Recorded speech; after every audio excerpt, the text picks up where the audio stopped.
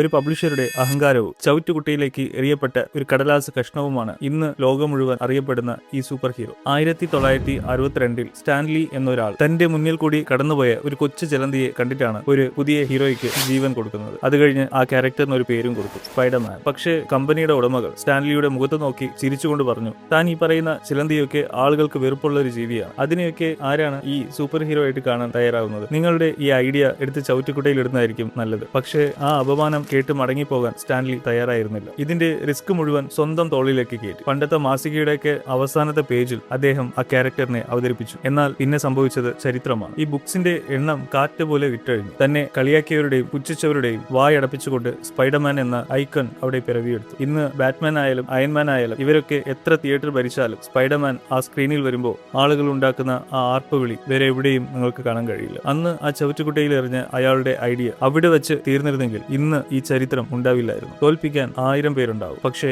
ജയിക്കാൻ നിങ്ങളുടെ ഒരൊറ്റ ഉറപ്പ് മാത്രം മതി.